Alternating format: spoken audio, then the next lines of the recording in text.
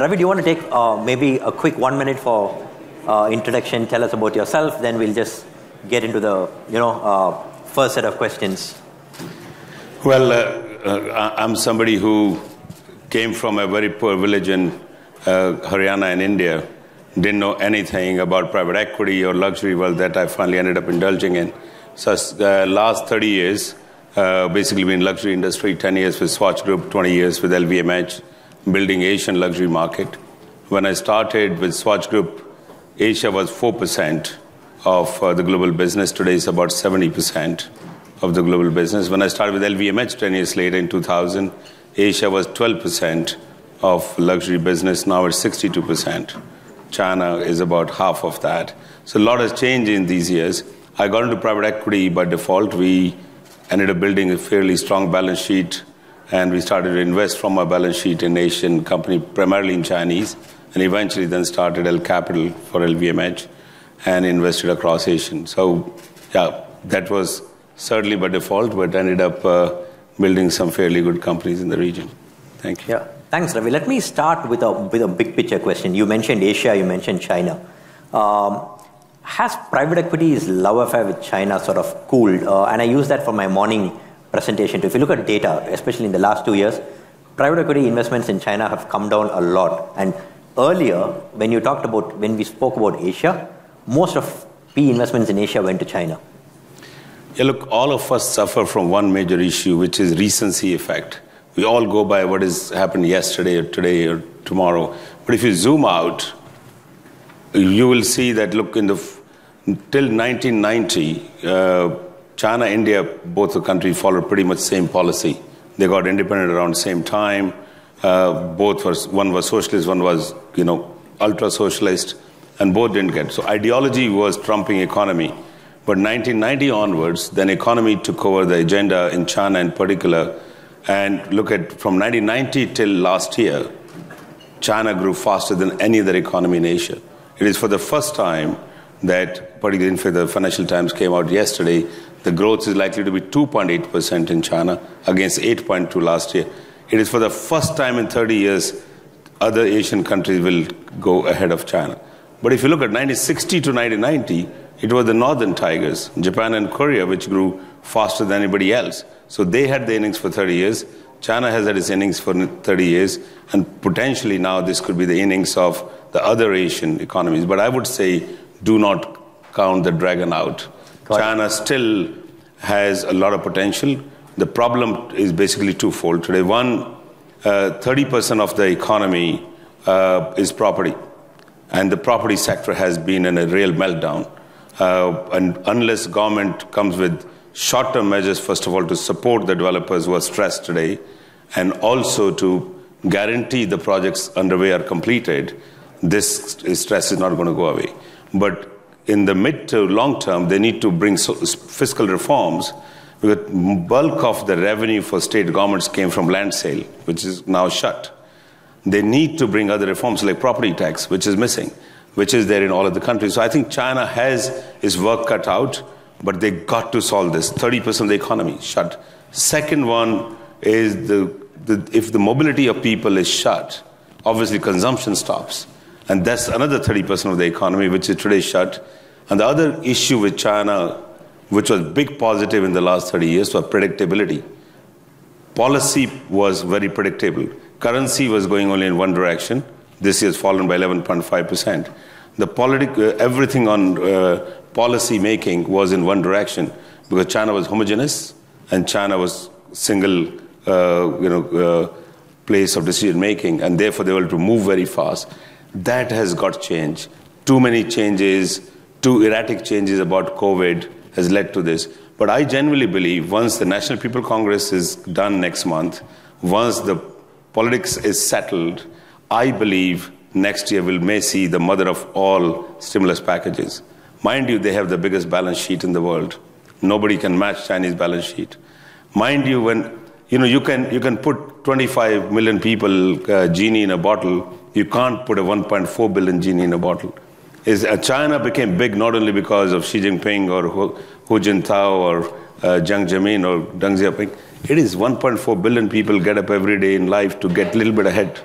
They need to just be able to get out and get on with life. So I think this would hopefully change. And therefore, I generally say to everyone, do not count China out. China will come back and play its rightful role.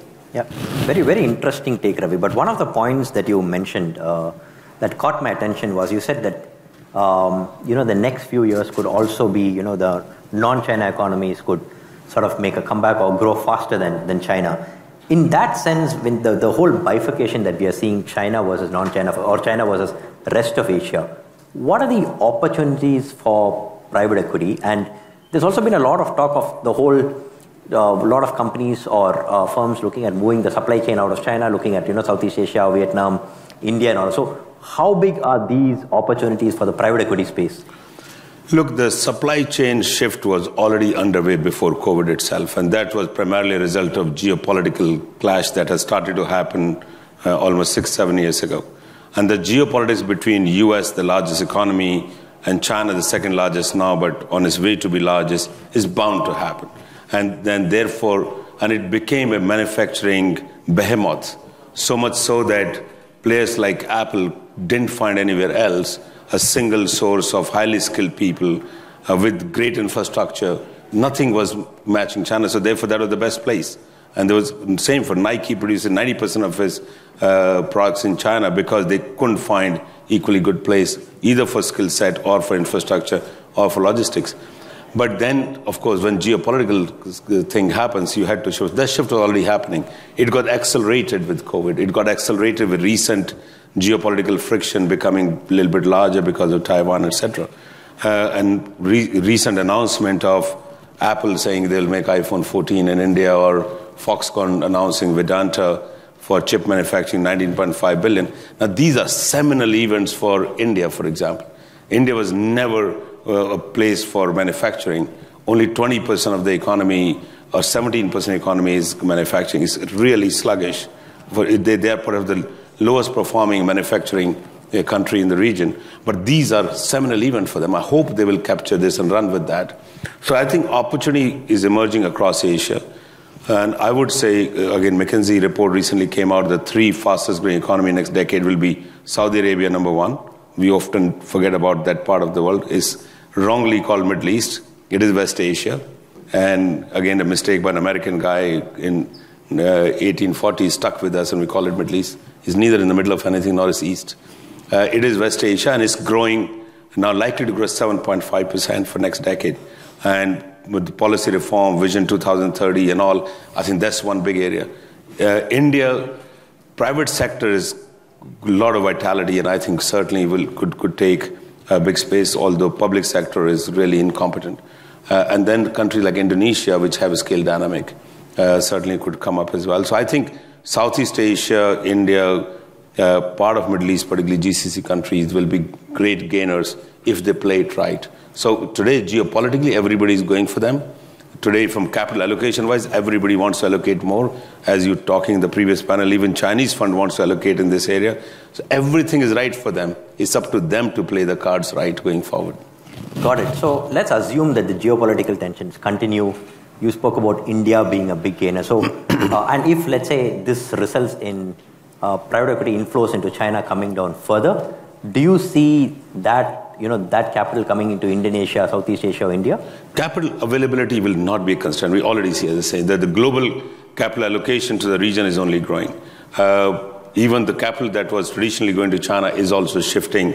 But the key is where in this region to find. And again, talking about India in particular, I am mid-term still bullish on China, short-term not. Similarly for India, I'm a little bearish, but there are sparks within that overall bearish scenario. And the reason for that is simply this.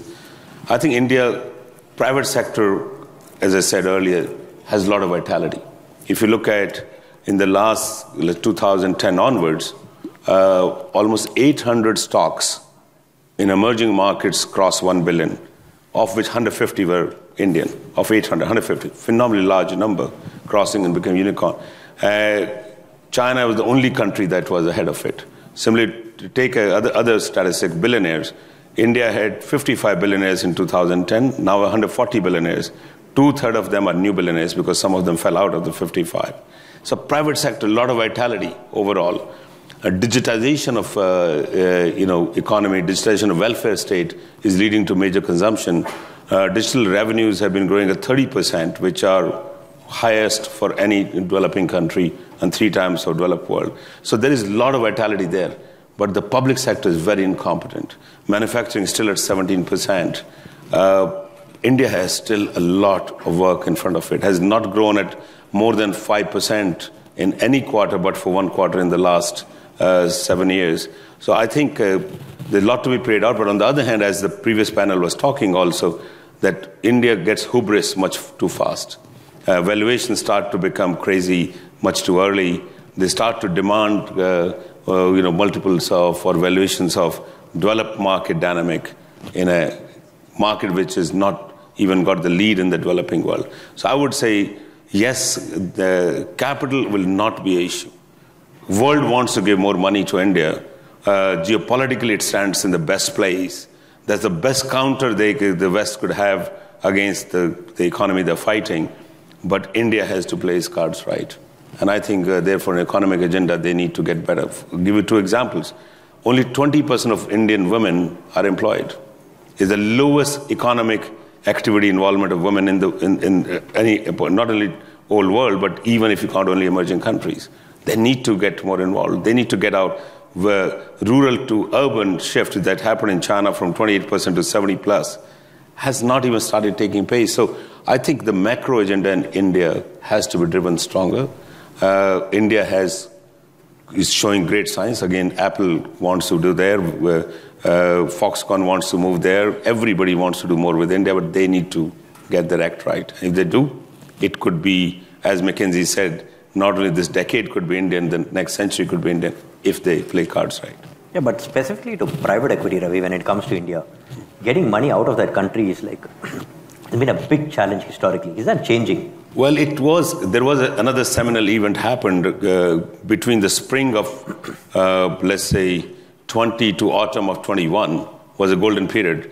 IPO market was surging, particularly for technology stocks when Zomato went public and soon after Nykaa and then, Policy Bazaar, etc.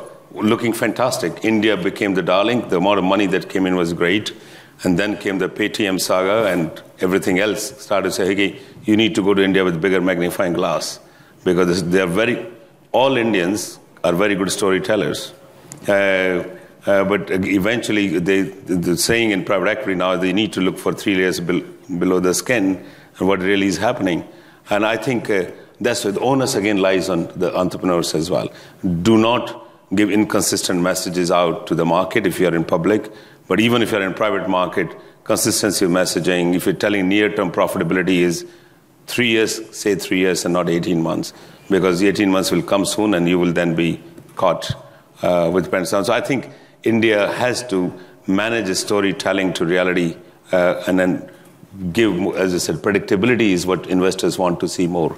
And if that happens, both public and private markets will get better. But overall, trend-wise, I can tell you that the overall ecosystem environment could never have been better for India than it is today. Private equity is as well, the players there, this is the best time to pick up capital. Everybody wants to deploy, best time to really attract investment, best skill set from some of the biggest names. A lot of international majors are setting up Asian platforms besides the local players or regional private equity players. All of that coming to play for you is huge advantage. I hope they pick up that and run with it in a better manner. Got it. Yeah, thank you for those insights on India. And moving on from India, I just want to change the conversation to getting back to SPACs.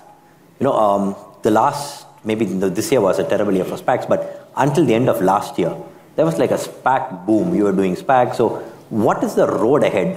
If SPACs don't work out, and a lot of private equity firms are also banking on SPACs for exit. So how do you see the future?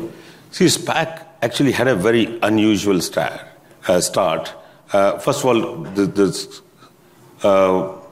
the basic so-called shell companies has been in existence for a long time.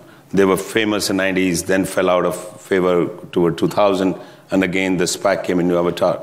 So if you look at psychology of market. What happened in mid of 2020, COVID was at its peak, markets were shut, and surprisingly came a new phenomenon to the market, SPACs. Initially 1 or 2, and eventually it started to become 8 listings a day. And when something starts at a new phenomena, to be able to harness the market, to be able to go to the market even when markets were otherwise shut, you're not able to travel, you're not able to go and present, but yet you are able to go and raise capital from hedge funds and others for SPACs. Fantastic alternative. But when whole gang starts to back it without much logic, it obviously becomes a weak phenomenon. So the second thing happened was, we were the first house from Asia to list and find an asset and list in New York Stock Exchange within 6 months. And a great experience. But what I saw, H1 of 21, if you look at last year, the logic in the US stock market was everybody was going for hyper growth, and near-term profitability was fine enough to go and find a great listing. H2, the whole logic changed. The whole logic changed to, hey, I am ready to sacrifice hypergrowth, but I want not near-term profitability, but profitability tomorrow, if not already today. And that changed, and 73% of the companies that listed through SPACs were all not profitable. And that became issues. I would say today, whether it is the main market or in the SPACs, companies that have much more solid fundamentals, either with true profitable model or truly near-term profitability, could still succeed. SPAC was just a way to, one, identify, basically select your shareholders. Secondly, go to the market faster. And really, in terms of product was good, but its use happened too fast. Too many wrong players entered, and as a result, went down too fast. Got it. But again, do not count it out. I think good quality SPACs would re-emerge. That's what I believe. Interesting. And how do you see the future for exits, Ravi, in the sense that IPOs have sort of stalled in most markets? So where are, is it secondaries, is it M&As, where are exits going to come for private equity? Look, I think exits, again, there is so much capital at play wanting to deploy. People are looking. Larger private equity funds want to buy from smaller funds. Buyout guys want to buy from growth. Growth wants to buy from PE. So that's the usual that all of you are indulgent in. But beyond that, I think Asia, there is a lot of global strategics wanted to buy Asian assets. There are also global majors. So you take an example of PIF putting $11 billion to buy Starbucks franchise from a regional player.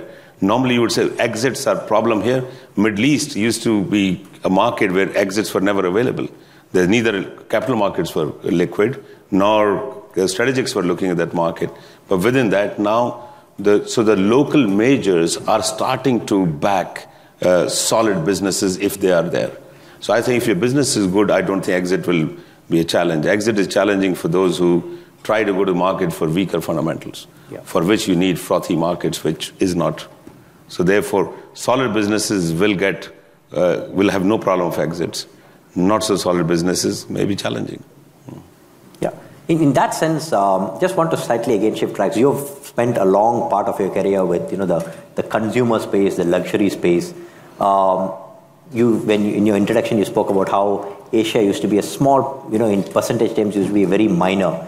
But for most luxury brands and even consumer brands, it's a pretty large chunk of their revenues today come from Asia. And how do you see this, the road ahead? And second, do you see a lot more local firms, from, let's say, Indonesia or India or all of these coming up to sort of compete on the luxury space with some of the global brands?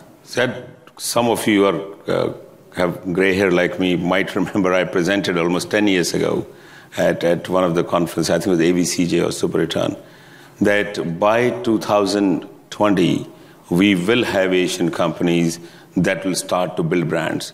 Asia at that time was seen in 2010, factory of the world. We basically were making for every brand for the world. And then we were also becoming the market for all of those brands. So today, it is truly the biggest manufacturer in the world and the biggest buyer in the world today. So we have achieved both, but we didn't build brands of our own. Almost sector after sector, let's give you example, garments. 73% of garments are made in Asia, 73. only 19% of the value resides in Asia. Only 9. So 81% of the value of garment resides in brands from the West. So basically, we have a huge leakage. But so what I said was, by 2020, as far as aspirational categories concerned, a lot of Asian brands start to emerge. By 2030, I think Asian brands will become the most dominant force globally in aspirational category. The Western brands will not be able to stand the onslaught from here. So you saw the phenomenon of Shein, or Sheinside earlier, now called Shein. You have many of those. So when value for money is concerned, you already control the manufacturing here. You already control the market. You basically need to learn how to build brands to reach the market. I think aspirational by 2030 will be dominated by Asia. So therefore, all of you are looking at invest in consumer, go out and look for aspirational businesses, value for money businesses. In a country like India, Indonesia, even much more precipitated value for money, because lower middle class is the largest part of the market, and there's not much truly middle class. If you do that, you will succeed. As far as luxury is concerned, unfortunately, till 2030, I'm predicting today, it will still remain a domain of French and Italians and British and other guys. They will still make best of the luxury products, and Asians will still buy and still queue up in their stores. But even luxury beyond 2030 will change. And I'll give you examples of that. Today, of the top 10 airlines in the world, 7 are Asian. Of the top airports in the world, most are Asian. Top hotels in the world, best form of luxury you can reflect. Almost all the brands are Asian. We have not come to the consumer products, but we will. I think Asia will start to produce. Look at a brand like Gentle Monster from Korea. It is the best in class today in eyewear. There will be many Gentle Monsters by 2030. But French can relax for 10, 12 years more. But after that, they will have to sweat for it. Yeah. Just one thing that you mentioned earlier was in terms of aspirational brands. Can you just take our audience through which segments do you see these brands coming from? I think across. Even consumption in Asia, even despite this recent phenomena of COVID-led dampening in our biggest economy, China, etc., it is still a colossus. If you look at 2000, Asian consumption was 1/8 of United States. 1/8, 1.4 trillion against 10 trillion. Then 2010, we became 4.6 trillion, still less than half of US consumption. 2020, 14 trillion, now 40% higher than US because they remained almost constant. But 2030, the total consumption is going to be about 31, 32 trillion. 32 trillion will be larger than not just US, but the rest of the world. So consumption certainly is a great area to invest in. But within that consumption, of course, the things are changing. You are now becoming much more technology driven. So companies and brands and businesses that are technology native or riding on technology bandwagon will gain more. They will grow faster. Again, digitization of all sets of economy is throwing up opportunities as well. I talked about Indian digital revenues growing at 30% CAGR for 5 years already. Again, sustainability is another arena where West is driving more and more. So recently, EU has just passed a bill which will become a law soon and which will hit fast fashion big time. And they will start taxing things that are not sustainable to support sustainable businesses. Asia has a big opportunity on that. Clean beauty, for example.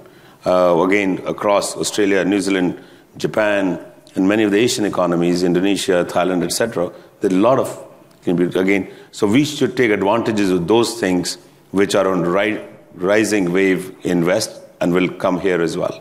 But again, I would say consumption overall, when it goes from 14 to 31 trillion, become by far the largest area, you will find enough opportunities across all kind of segments. We still have very, very low penetration.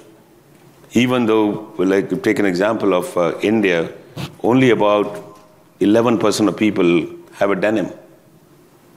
Only 11%. There is maybe about 9% of them have eyewear. So even most basic consumption itself will catapult. They're talking that the numbers are slightly better, bigger in other countries, but across categories there'll be growth. So don't count consumer out.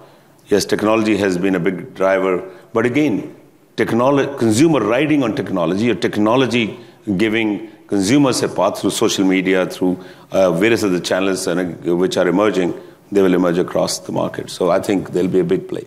Yeah, thanks for the data points, Ravi. I just have one more question going back to private equity, and then we'll open up for the audience questions. Please send in your questions on the monitors. We'll take it from there. Just back to private equity. One theme that we have observed is over the last couple of years, the global private equity firms, the Western firms, most of them now have dedicated Asian vehicles, and they're growing bigger and bigger.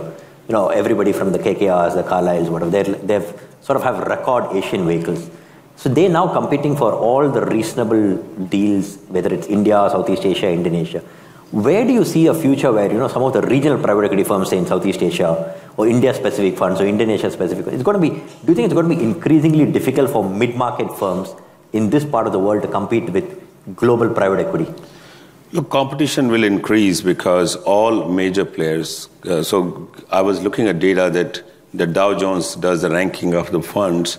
Of the 591 funds which are over $1 billion, only about 40 of them are in Asia.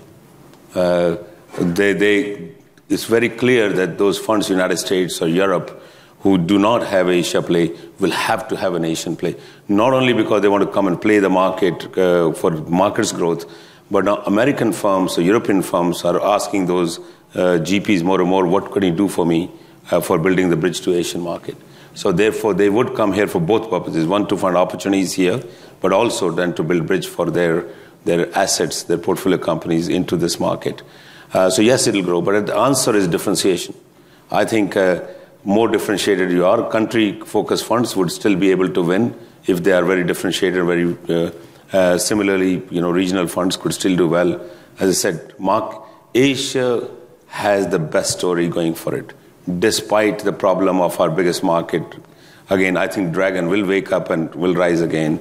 I genuinely believe that the three major areas of Asia, West Asia, South Asia, and Southeast Asia will play a meaningful role and would become the fastest part of global growth agenda going forward. So I think there has never been a better time to be an Asian and to be investing in Asia. I think today, if you're an Asian, certainly American firms and European firms are wanting to recruit more Asian investors because they want to learn how to invest better in Asia. So all of you have great career in front of you. At the same time, all of you great opportunity to stay here and invest as well because there's not a bigger growth arena. I think you certainly have a great runway in front of you. It is, despite the recency effect of China sleeping. I think my prediction on China is Q2 onwards. Next year, China would open up. It'll be mother of all travels. They were 180 million of them traveled in 2019 outside of China. I predict 250 million or more will travel out though as soon as it opens up. And consumption everywhere will be great.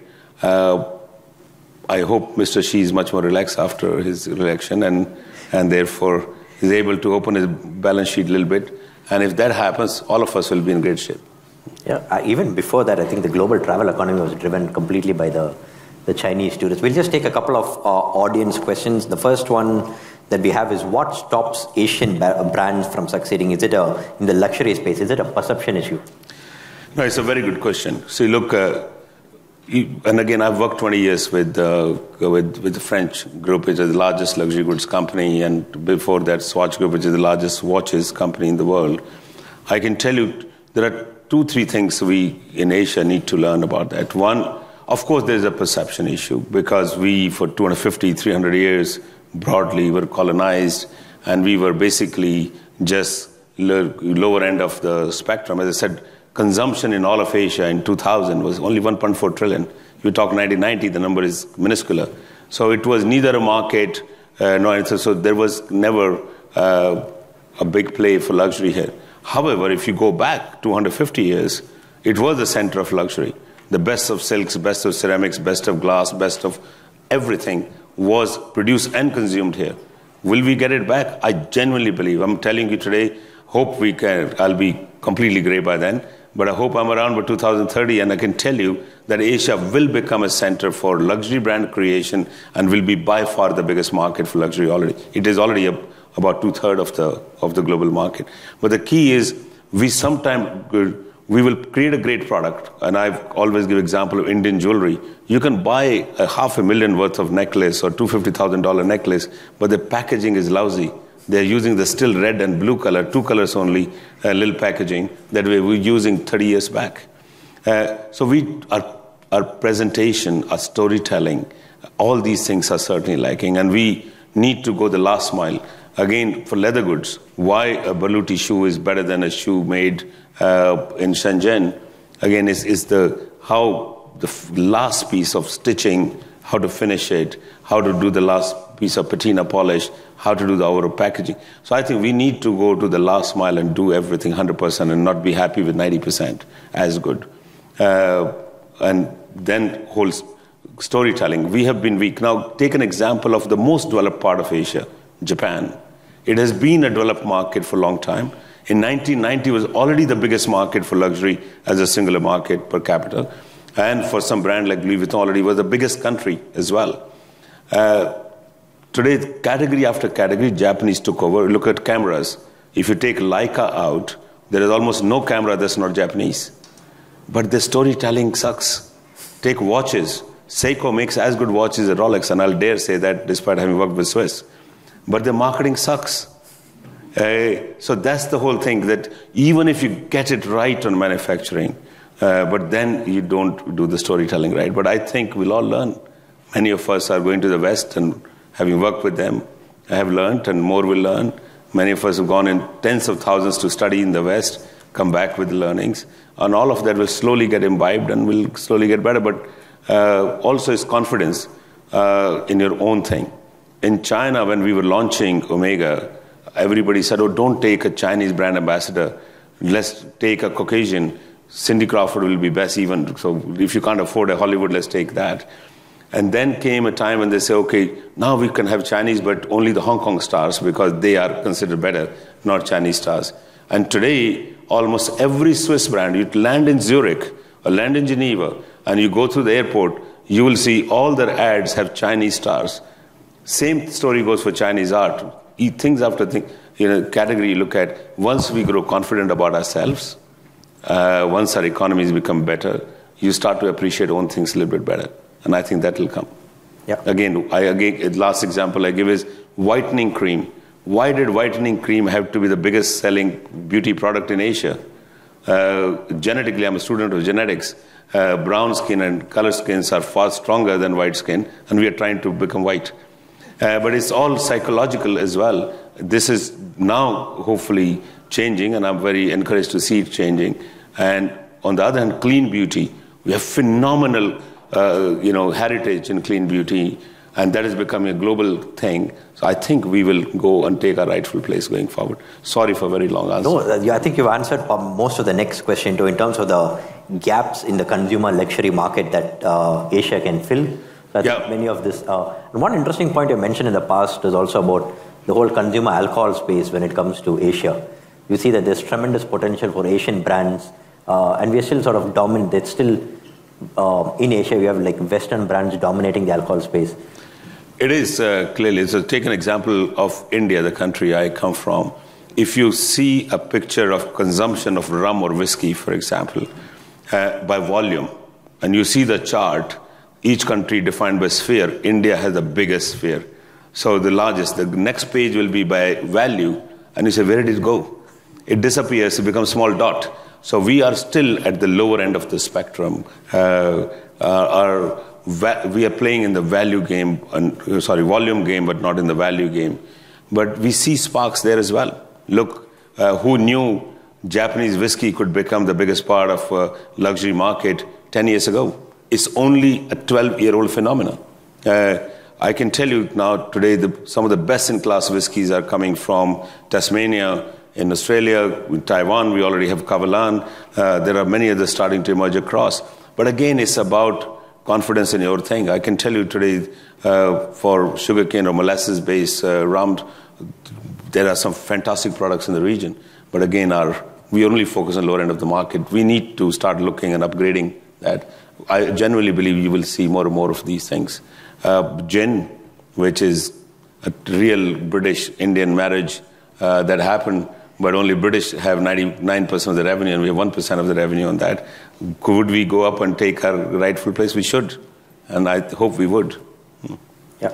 The next question that we have, maybe we can take this and one more question. We're already running out of time. So do you see Asian LPs becoming a prominent source of capital in future for private equity? But they already are fairly large. For example, Japanese LPs, massive. Look at Japan Post and their insurance, massive play. A lot of us many times only run to US pension funds and Canadians and British, or rather Europeans. I think Asia has large pools of capital. Middle East, for example, you look at PIF, was less than 100 billion platform 5 years ago, and now 860 billion platform, and could soon be the largest platform at almost 2 trillion according to them. So there are large pools of capital in Asia. Only thing, harnessing them has been very different. But I think you would see large pools of capital. And again, our own country here in Singapore, we have massive pools in GIC, Temasek, but also many others are emerging. Many of the family offices are becoming institutionalized. In the last 2 years alone, almost 188 new family offices got created in Singapore. And many of them are institutional class. So I think there is a big LP base here if you spend time. Now, they may not come in the very first round. It may be frustrating to go, but so is the case, or so was the case with American endowments and pension funds as well. Yeah. So I think Asian LPs are taking a bigger and bigger role. Yeah. We have a question on, after Asian LPs, on Asian GPs. What are the challenges that they face when it comes to ESG reporting, especially in areas like fashion and supply chain? Yep, I think, first of all, ESG itself has been fairly misused term. I used to say earlier in private equity, two very misused terms were top quartile and value add. I never met a fund that was not top quartile. Never. I've never met. I don't know where they are. The guys were not top quartile. Similarly, everybody somehow will define themselves to be top quartile. The other was, there was never a fund that was not value add focus. Even the guys were cutthroat, 7x leverage, there, but they always were. ESG is becoming the same thing. Guys who never bothered to even talk about ESG now have booklets on ESG. Again, so my message to all of you, be truthful about it, be genuine about it. Again, role of women, for example, I'm very happy today to see a very large number of women here in the audience. I hope this trend continues, but that trend has to be there at the partner level as well, not at junior level only. You can't be investing in a beauty company with 7 male partners taking a decision, on what kind of skincare to invest in. So I think ESG is extremely important. I think global LPs are becoming very, very particular about it. Europeans and some of the other Canadians, US pension funds, more and more so. So we have a great way to contribute to ESG. We're coming from a very low base. We can really contribute a lot on that one. Again, try to be carbon neutral. That's a very simple thing you can do as firms yourself. Try to encourage your portfolio companies to become carbon neutral. Try to encourage all this, but eventually be truthful. Don't be focused on creating a book, but really doing it. Yeah. The last audience question, Ravi. Earlier you had mentioned that you SPACs could come back and good quality SPACs could still take off. So how do you identify a good SPAC? I think like you identify a good company for listing, exactly same. You need to have to find, I always describe it as, to win a race, you need a good track to run on where you've already run before, you have good knowledge of that, you know that there are no potholes, and if there are, how to avoid them. Secondly, you have a good quality horse. And third, you need to have a great jockey to drive. And that's the thing about the category you're investing in. Has to be the category that's got tailwinds, is secular, it's not a fad, and the category is great growth. So secondly, you don't invest in a category or a country. Eventually invest in a company. The company is fundamental, which is the horse, has to be fantastic. If they are not, then don't go by just category tailwind. And finally, I would say founders. Many people talked about focus on founders. I think founders mean a lot. The jockey, without a good jockey, you would not. So if you stay focused on these things, whether through SPAC or not SPAC, but solidly profitable businesses you bring to market, they'll succeed. And there's a company that's coming to market through SPAC next month, which is a phenomenal big name in music, global big name, produces $500 million of revenue and 100 million plus of profit. It'll be successful because fundamentals are right. So that's the way to look for. Yeah. Thank you, Ravi. We can't take more questions, but fascinating insights. Thank you for your time. I'm sure all of you enjoyed the session.